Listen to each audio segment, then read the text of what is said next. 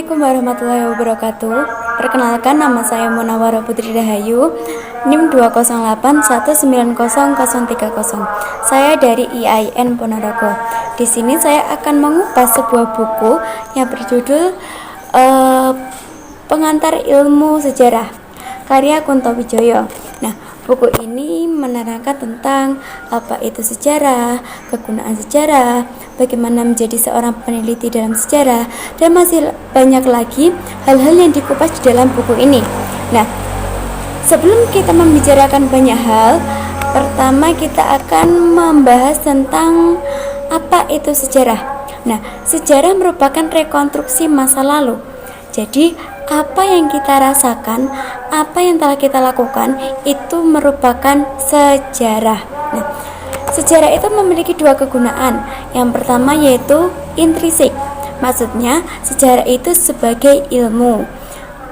Yang kedua yaitu sejarah sebagai yang berguna untuk ekstrinsik. Ekstrinsik itu sejarah itu sejarah itu sebagai ilmu bantu ilmu-ilmu yang lainnya.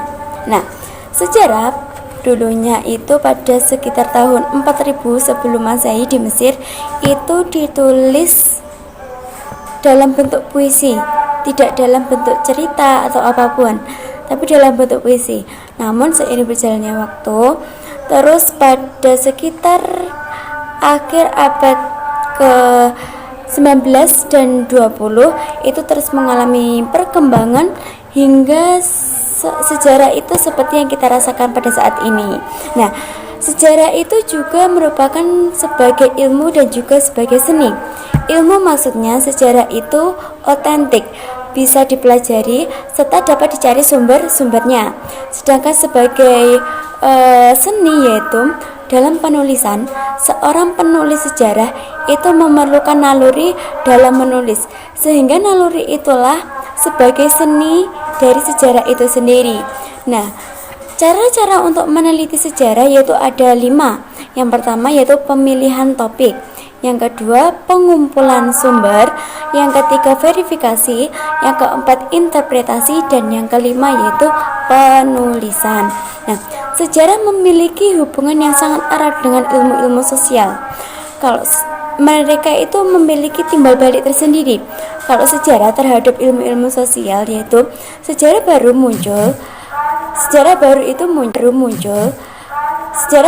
muncul karena lahir dari berkat ilmu-ilmu sosial. Nah, sedangkan sejarah itu bagi ilmu-ilmu sosial sejarah dapat sebagai kritik generalisasi untuk ilmu-ilmu sosial. Nah, sejarah itu memiliki sebuah peristiwa. Maksudnya, peristiwa itu muncul itu dikarenakan dari berbagai faktor seperti ekonomi, ideologi, dan masih banyak lagi, serta juga politik.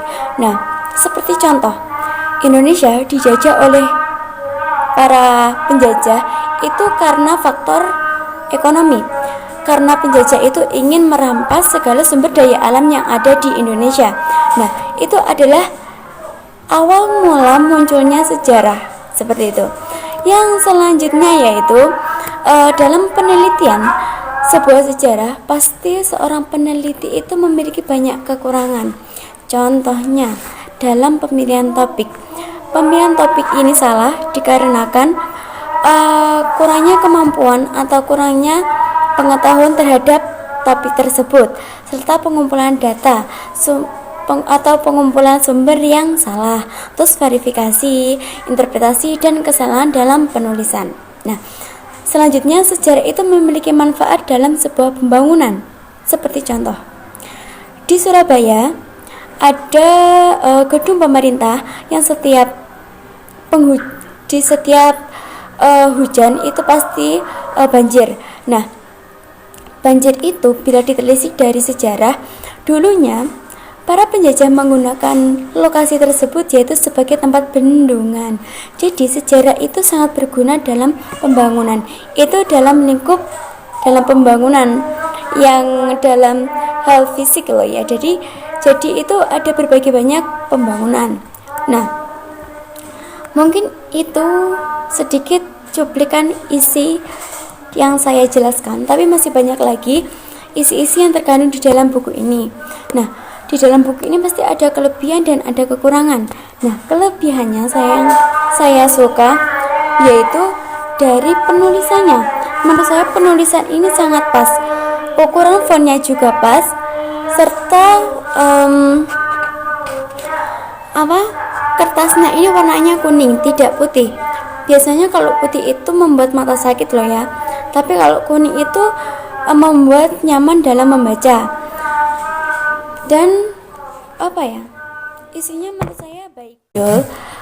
Sejarah baru itu muncul karena lahir dari berkat ilmu-ilmu sosial.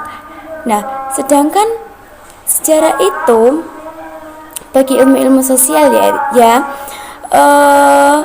sejarah dapat sebagai kritik generalisasi untuk ilmu-ilmu sosial. Nah, sejarah itu memiliki sebuah peristiwa. Maksudnya, peristiwa itu muncul itu dikarenakan dari berbagai faktor seperti ekonomi, ideologi, dan masih banyak lagi, serta juga politik. Nah, seperti contoh, Indonesia dijajah oleh para penjajah itu karena faktor ekonomi. Karena penjajah itu ingin merampas segala sumber daya alam yang ada di Indonesia. Nah, itu adalah awal mula munculnya sejarah seperti itu. Yang selanjutnya yaitu dalam penelitian sebuah sejarah, pasti seorang peneliti itu memiliki banyak kekurangan. Contohnya dalam pemilihan topik. Pemilihan topik ini salah dikarenakan kurangnya kemampuan atau kurangnya pengetahuan terhadap topik tersebut, serta pengumpulan data atau pengumpulan sumber yang salah, terus verifikasi, interpretasi, dan kesalahan dalam penulisan. Nah, selanjutnya sejarah itu memiliki manfaat dalam sebuah pembangunan. Seperti contoh, di Surabaya ada gedung pemerintah yang setiap hujan itu pasti banjir. Nah, banjir itu bila ditelisik dari sejarah, dulunya para penjajah menggunakan lokasi tersebut yaitu sebagai tempat bendungan. Jadi sejarah itu sangat berguna dalam pembangunan. Itu dalam lingkup dalam pembangunan yang dalam hal fisik loh ya. Jadi itu ada berbagai banyak pembangunan. Nah, mungkin itu sedikit cuplikan isi yang saya jelaskan, tapi masih banyak lagi isi-isi yang terkandung di dalam buku ini. Nah, di dalam buku ini pasti ada kelebihan dan ada kekurangan. Nah, kelebihannya saya suka yaitu dari penulisannya. Menurut saya penulisan ini sangat pas, ukuran fontnya juga pas, serta